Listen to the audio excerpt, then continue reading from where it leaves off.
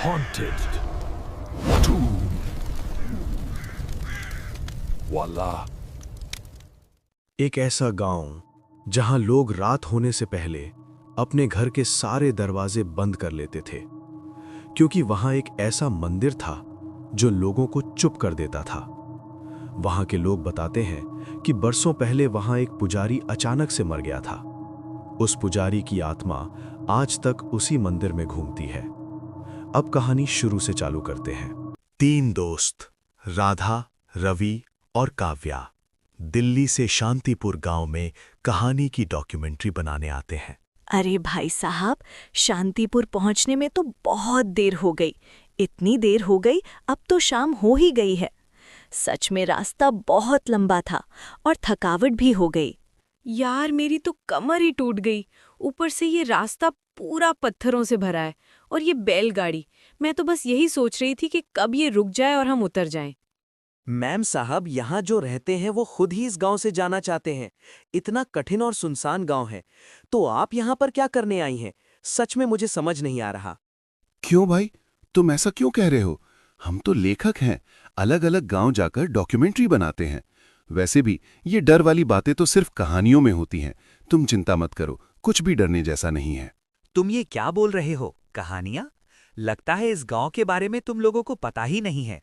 चलो छोड़ो, अब मैं चलता हूँ। सच में यहाँ रहना आसान नहीं है। ये बोलकर अंधेरा होने के डर से बैलगाड़ी वाला वहां से चला जाता है। जब वो गांव में दाखिल हुए तो गांव के कुछ लोग थे, वो उन लोगों को देखकर आपस में बातें कर रहे थे, जैसे कोई मेहमान आने की उनको खुशी से ज्यादा डर हो गया हो। वाह यार, देखो ये जगह कितनी अलग है। ऐसा लग रहा है जैसे हम किसी पुरानी किताब के पन्नों में घुस गए हों। शांतिपुर नाम ही कितना सुंदर है। मुझे लगता है यहाँ की कहानियाँ कमाल की होंगी। घर जाकर इन पर कुछ लिखूंगी, शायद कोई वीडियो भी बनाऊं। राधा, तुझे तो हर जगह कहानियां दिखती हैं, लेकिन ये गांव, ये मुझे कुछ ठीक नहीं लग रहा। देखना, ये लोग हमें ऐसे क्यों घूर रहे हैं? और ये जंगल, रात को अगर कुछ हुआ तो मैं तो कहता हूँ वापस चले। दिल्ली में कितने अच्छे अच्छे कैफे हैं, वहां बैठकर चाय पियेंगे। रवि, तू हर बार डरने लगता है। माया, मैंने तुम्हें पहले बताया था ना, इस गांव के बारे में कुछ रिसर्च की थी। यहाँ का वो पुराना मंदिर, वो कोई साधारण जगह नहीं है। लोग कहते हैं वहाँ बरसों पहले एक पुजारी मंदिर से अचानक गायब हो गया। तभी से उस मंदिर से भयानक डरावनी आवाजें आती हैं। काव्या, तू भी शुरू हो गई। कोई पुजारी उजारी गायब नहीं हुआ था, ये तो फालतू की बातें हैं। मैं तो बस यहाँ की लोक कथाएं सुनने आई हूँ। अगर कुछ इंटरेस्टिंग मिला तो घर जाकर शायद इस पर कोई स्टोरी बनाऊं, लेकिन अभी तो बस मजे लेने। चलो गांव में घुसते, कोई मिलेगा तो उससे मंदिर का रास्ता पूछ लेंगे। राधा, तुझे मजा लग रहा है, लेकिन मुझे तो ये जगह डरावनी लग रही है। बैलगाड़ी वाला भी बोला था कि ज्यादा देर यहाँ मत रुकना। कुछ तो गड़बड़ है इस गाँव में।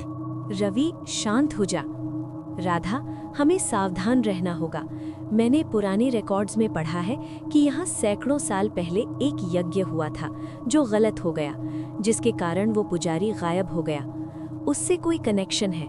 लोग कहते हैं वो मंदिर कोई आम मंदिर नहीं है, वो एक भूतिया मंदिर है जहाँ लोग जाने से डरते हैं। वाह काव्या, अब तो और मजा आ रहा है। अगर ऐसा कोई मंदिर है तो हमें जरूर देखना चाहिए। चलो पहले गांव में कोई ठिकाना ढूंढते हैं, फिर मंदिर चलेंगे। थोड़ा चलकर वो लोग आगे जाते हैं तो चौपाल पर 2 बूढ़े उनको बैठे दिखते हैं। तभी राधा उन बूढ़े व्यक्ति से बोली, नमस्ते ताऊ जी, हम दिल्ली से आए हैं। इस गांव की कुछ कहानियां सुनने आए हैं। सुना है यहाँ एक पुराना भूतिया मंदिर है जिसमें कोई पुजारी गायब हो गया था। वो मंदिर कहाँ है? हमें रास्ता बता दीजिए। बिटिया, तुम शहर वालों को क्या पता इस गांव की बातें। वो मंदिर तो उसकी बात छोड़ दो, यहाँ रुकने की जगह ढूंढो और जितनी जल्दी हो सके अपनी कहानियां लेकर वापस चले जाओ। लेकिन ताऊ जी, हम तो बस थोड़ा घूमना चाहते हैं, कुछ कहानियां सुनना चाहते हैं। उस मंदिर में ऐसा क्या है जो आप लोग इतना डर रहे हैं? कोई पुरानी कहानी है क्या? कहानी तो है, पर वो सुनने की नहीं, भूलने की है। वो मंदिर कोई साधारण मंदिर नहीं है बिटिया। जो उस मंदिर में गया वो आज तक तो वापस लौटकर नहीं आया। राधा, सुना ना, मैं तो बोला था ये जगह ठीक नहीं है। ये लोग कुछ छुपा रहे हैं। चल वापस चलते हैं। ताऊ जी आप खुलकर बताइए ना, हम सिर्फ जानना चाहते हैं कि ऐसा क्या है उसे मंदिर में, जो लोग उस मंदिर में चले जाते हैं वो वापस क्यों नहीं आते। ताऊ जी कोई पुरानी बात हो या कहानी तो हमें बताइए। तुम लोग जिद्दी हो। ठीक है, सुनो। सैकड़ों साल पहले इस गांव में एक यज्ञ हुआ था। गांव वाले चाहते थे कि समय को अपने वश में करें, लेकिन गलती से पुजारी यज्ञ में सामग्री चढ़ाना भूल गया और वो पुजारी अचानक से गायब हो गया। उसी दिन से उस मंदिर में उस पुजारी की आत्मा घूमती है। जो भी उस मंदिर के अंदर घुसता है वो वापस कभी नहीं आता। ताऊ जी ये तो कमाल की बात है, हमें वो मंदिर दिखाइए। मैं वादा करती हूँ हम कुछ बिगाड़ेंगे नहीं, बस देखना चाहते हैं। नादान हो तुम लोग। ठीक है जाओ, मंदिर जंगल के उस पार है, लेकिन याद रखना उस मंदिर के अंदर मत घुसना और ज्यादा देर तक बाहर मत रुकना, नहीं तो तुम सदा के लिए उस मंदिर के हो जाओगे। इतना कहते ही वो तीनों मंदिर जाने वाले जंगल के रास्ते की ओर चल पड़ते हैं। जंगल का रास्ता बहुत ही डरावना था। चारों तरफ अंधेरा था, पर वो तीनों आगे बढ़ते जा रहे थे। राधा, मुझे ये जगह बिल्कुल पसंद नहीं आ रही। देखना, ये पेड़, ये हवा, सब कुछ जैसे हमें देख रहा है। मैं तो कहता हूँ वापस चले। अरे रवि, तू तो हर चीज से डरता है। ये बस जंगल है और हम बस एक पुराने मंदिर तक जा रहे हैं, कुछ नहीं होगा। मैं तो बस वो भूतिया मंदिर देखना चाहती हूँ। अगर कुछ इंटरेस्टिंग मिला तो घर जाकर इस पर कुछ लिखूंगी। राधा, तुझे सिर्फ अपनी कहानियों की पड़ी है। अगर हम यहाँ फंस गए या कोई भूत निकल आया तो क्या करेगी? मैं तो बता रहा हूँ ये जगह ठीक नहीं है। राधा, रवि शायद सही कह रहा है, हमें सावधान रहना होगा। अगर उसे मंदिर से सभी गांव वाले डरते हैं तो उस मंदिर से हमें कोई मजाक नहीं करनी चाहिए। मैंने किताबों में पढ़ा है कि कुछ प्राचीन वस्तुएं वो इंसान की आत्मा से खेल सकती हैं। कुछ देर चलने के बाद वो मंदिर तक पहुंच जाते हैं। यार ये तो कमाल है, देखो कितना पुराना मंदिर है, लेकिन इस मंदिर में कुछ तो है, जैसे ये हमें बुला रहा हो। माया, तू पास मत जा। मुझे तो ये मंदिर देखकर ही डर लग रहा है। तूने सुना नहीं ताऊ जी ने क्या कहा? इस मंदिर के पास मत जाना।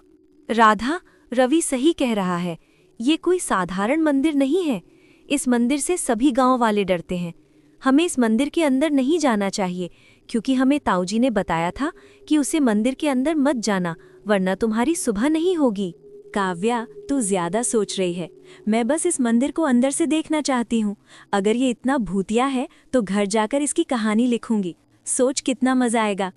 माया, मैं तुझे बता रहा हूँ ये ठीक नहीं है। मुझे लग रहा है कोई हमें देख रहा है। ये जगह कुछ गलत है।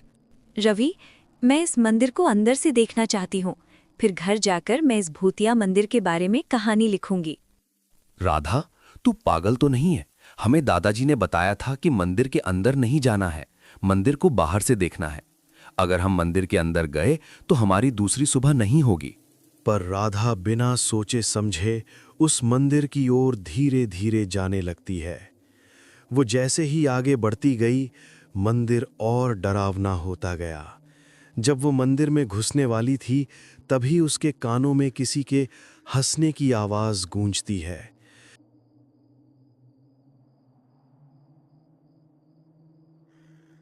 तभी राधा मंदिर के अंदर पहुंच जाती है। राधा जैसे ही मंदिर में पहुंची, उसके पीछे से किसी की आत्मा आकर उसे पकड़ लेती है। तभी राधा जोर से चिल्लाती है, बचाओ रवि, बचाओ राधा, मुझे किसी ने पकड़ लिया है। ये मेरे को मार देगा, मुझे जल्दी बचाओ। ये सुनकर रवि और काव्या डर जाते हैं।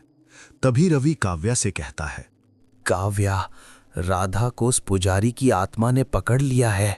हमने उसे इतना समझाया पर उसने हमारी बात नहीं समझी और हमें भी यहाँ से जल्दी भागना होगा।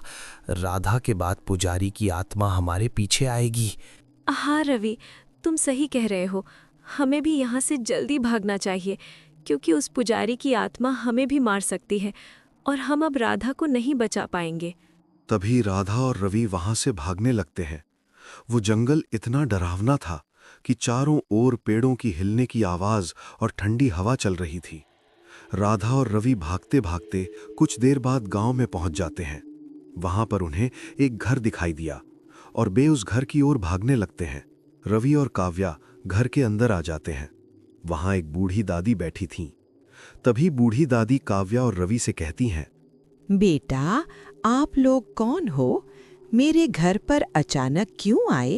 अम्मा, हम इस गांव में उस भूतिया मंदिर के बारे में जानने के लिए आए थे।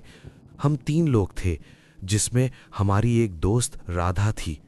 हमने उसे इतना समझाया पर उसने हमारी बात नहीं मानी और वो बिना सोचे उस मंदिर के अंदर चली जाती है। तभी मंदिर से अचानक उसके चिल्लाने की आवाज आने लगती है। हम अपनी जान बचाकर आपके यहाँ आए हैं अम्मा। ये सुनकर अम्मा डर जाती हैं और कहती हैं, बेटा, आप लोगों को पता नहीं था कि रात होने पर उस मंदिर में कोई भी नहीं जाता और आप लोग उस मंदिर के पास तक चले गए। बेटा, आप लोग बहुत भाग्यशाली हो कि आप उस मंदिर के पास से जिंदा वापस लौट आए। अब अपनी दोस्त को भूल जाओ बेटा। ये सुनकर काव्या और रवि के होश उड़ जाते हैं। तभी काव्या रवि से बोलती है, रवि, हमें जल्द ही अपने घर वालों को बताना चाहिए और हमें अपने घर जाना चाहिए। हाँ काव्या, तुम सही कह रही हो। हमें जल्द ही अपने घर वालों को बताना चाहिए। तभी काव्या और रवि अपने घर वालों को बताते हैं और पूरे गांव में ये बात सुनकर आतंक मच जाता है और कोई भी रात होने पर अपने घर से बाहर नहीं निकलते हैं। कैसी लगी आपको दोस्तों ये कहानी? अगर अच्छी लगी हो तो वीडियो को लाइक, चैनल को सब्सक्राइब कर लेना। मिलते हैं नेक्स्ट हॉरर वीडियो में। Thank you from haunted toon वाला।